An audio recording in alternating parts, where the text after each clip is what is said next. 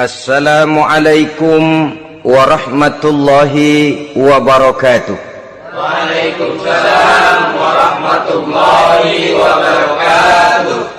Bismillahirrahmanirrahim. Alhamdulillahi rabbil alamin.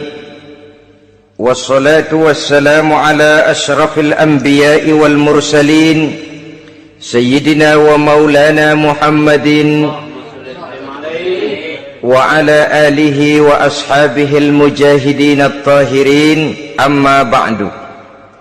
Saudara-saudara kaum muslimin seiman dan sekeyakinan yang berbahagia, pada suatu hari seketika sedang berkumpul dengan para sahabat, Rasulullah pernah memberikan peringatan.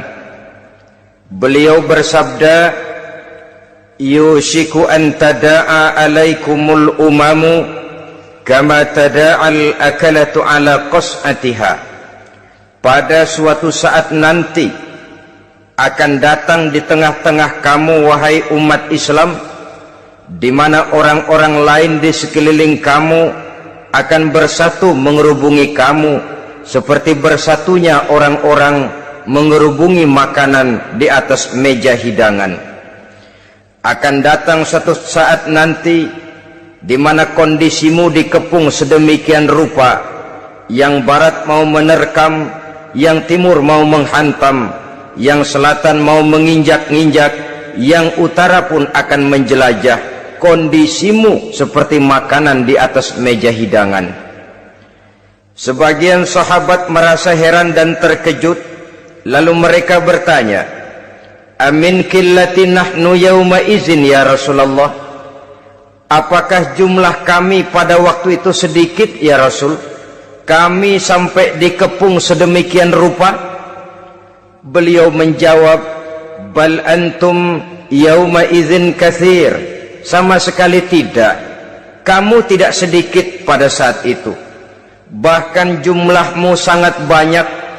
Kamu adalah mayoritas. Walakinnakum ghusa'un ka ghusa'is sail. Tetapi keadaanmu saat itu persis seperti buih di lautan. Banyak tetapi centang perenang. Banyak tetapi tidak punya daya dan kekuatan. Banyak tapi dipermainkan gelombang lautan, dihempaskan ke tepian pantai tanpa punya makna dan arti. Kondisimu pada saat itu kuantitas yang tanpa kualitas, sehingga orang lain enak saja mengepung kamu. Akidahmu didangkalkan, dibanjiri dengan peradaban dan kebudayaan yang menjauhkan dari agama. Dari segi maksiat dan munkarat seluruhnya mengepung sampai kita melepaskan nilai-nilai Islam kita ini. Dan celakanya, sambung beliau, waliyanzi'anna fi qulubi aduwikumul mahabata minkum. Akan dicabut kehebatanmu di mata musuh-musuhmu, sehingga pada saat seperti itu orang lain memandangmu umat Islam enteng saja, remeh saja, tidak ada apa-apanya. Sudahlah, pokoknya umat Islam sikat saja. Umat Islam enteng, umat Islam kecil, umat Islam tidak ada apa-apanya.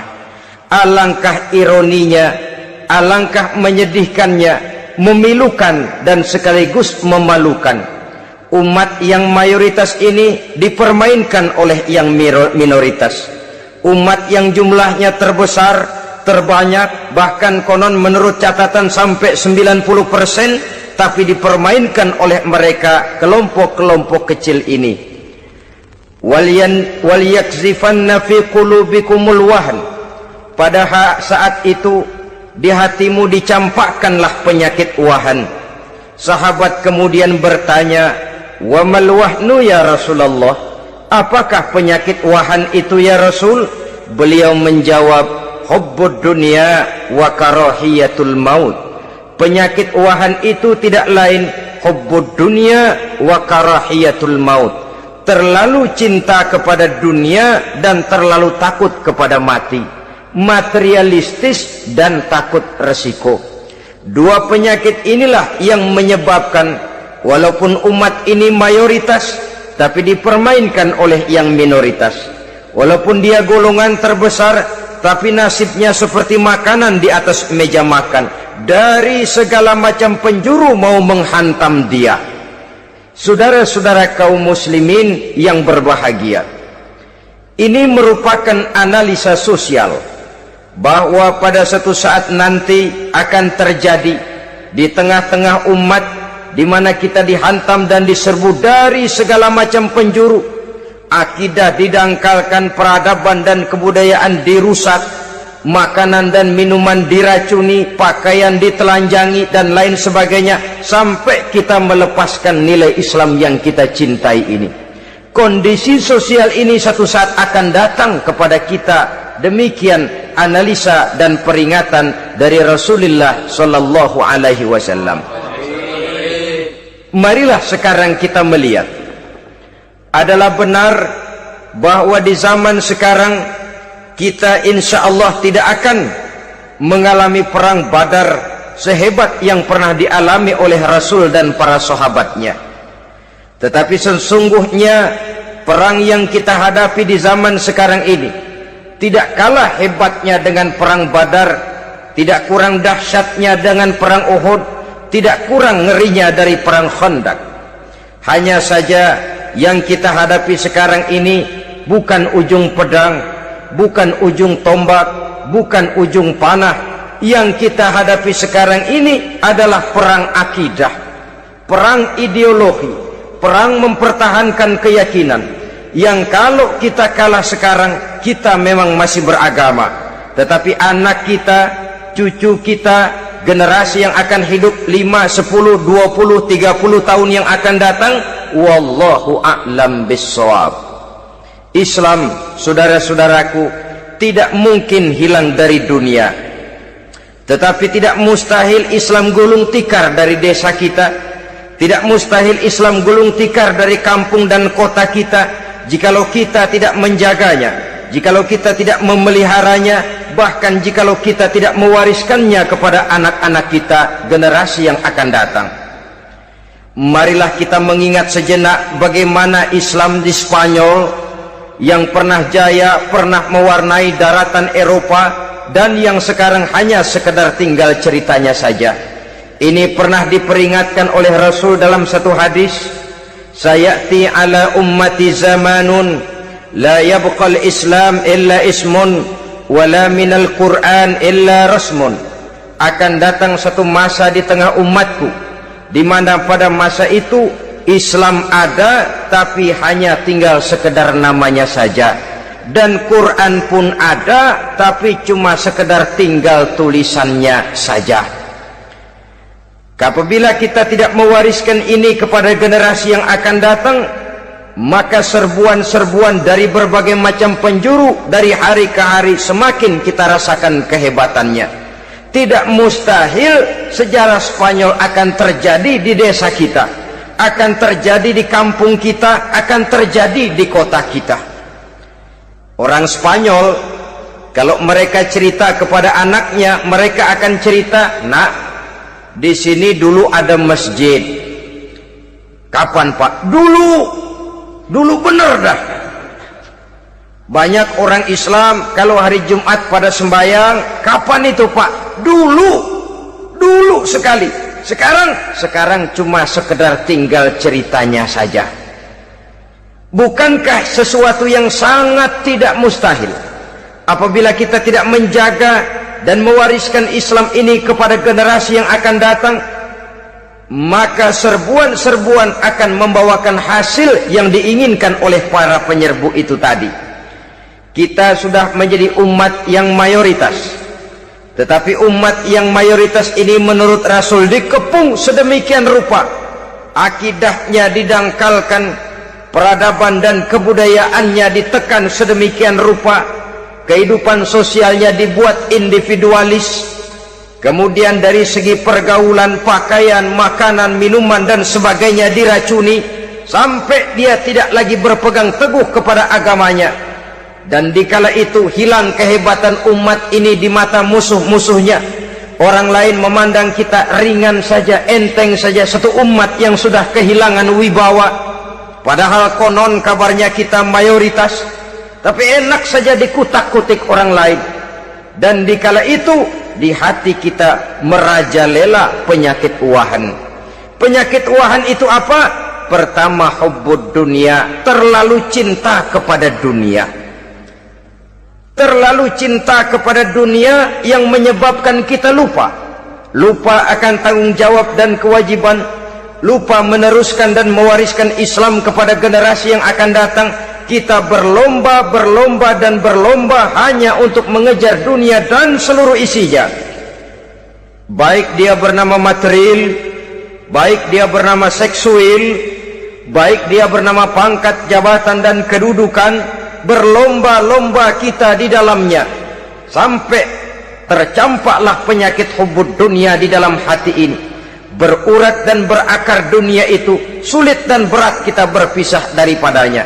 Akibatnya kemauan untuk berbuat demi dan atas nama agama sangat sulit terwujud di dalam kehidupan ini. Yang kedua, karahiyatul maut, terlalu takut kepada mati.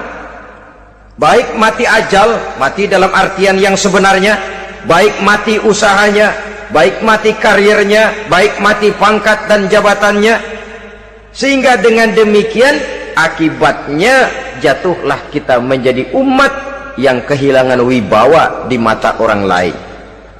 Saudara-saudara kaum muslimin rahimakumullah, saya katakan tadi, perang yang kita hadapi di zaman sekarang adalah perang akidah. Perang menghadapi peradaban dan kebudayaan yang menghancurkan moral daripada anak-anak kita. Perang menghadapi banjirnya maksiat dan munkarat, yang di tengah-tengah itu, di samping berkewajiban menjaga diri dan keluarga, kita pun juga berkewajiban menjaga anak-anak kita, generasi yang akan datang, mengarahkan dan mendidik mereka sesuai dengan yang dikehendaki oleh Allah Subhanahu wa ta'ala. Oleh sebab itu, pada pertemuan kali ini yang akan saya bicarakan ialah bagaimana idealnya seorang muslim lebih dahulu memberikan pendidikan kepada anak-anaknya. Di tengah satu situasi dan kondisi di mana serbuan datang silih berganti melanda dan menghantam umat Islam, kemana anak-anak kita ini harus kita arahkan? Karena kita orang tua mempunyai tanggung jawab. Anak adalah amanah, menyia-nyiakan amanah adalah dosa, dan dosa itu merupakan satu dosa yang besar. Bahkan orang tua bisa saja masuk neraka kalau tidak bertanggung jawab tentang anak-anaknya. Satu riwayat menjelaskan, ada orang soleh, ngajinya cukup, sholatnya cukup, puasanya cukup, zakatnya cukup, di mana ada majelis taklim hadir, baca Quran hobi, fitnah orang tidak pernah. Di akhirat setelah disidang dia ternyata lebih banyak kebaikannya daripada kejahatannya, maka dia pun diperintahkan dan dipersilahkan masuk ke dalam surga. Giliran anaknya disidang, biang okem nih anak. Ditanya, siapa Tuhanmu? Tidak tahu. Siapa nabimu? Ente nyaho. Apa kitabmu? Ora gelem. Kamu pernah sholat? Tidak. Zakat? Tidak. Puasa? Tidak. Judi? Hobi. Zina? Tiap malam. Mabuk? Berat. Wah, brengsek kamu. Kebaikan tidak ada barang sedikit pun, sementara kesalahan dan dosa berlipat ganda. Kamu neraka. Anak ini protes. Benar, saya tidak kenal siapa Tuhan saya. Saya tidak tahu siapa Nabi saya. Saya tidak tahu kitab suci dan kiblat saya. Saya tidak sholat, tidak zakat, tidak puasa. Tiap malam saya judi, saya zina, saya mabuk. Tapi saya kerjakan semua itu karena saya tidak tahu dan orang tua saya tidak pernah memberitahu saya. Dia enak-enakan hadir di majelis taklim, saya nyekek botol, didiemin saja. Dia enak-enakan baca Quran, saya zina, didiamkan saja. Saya bukan tidak mau, orang tua saya sama sekali tidak pernah mendidik saya. Dia mau benar sendiri.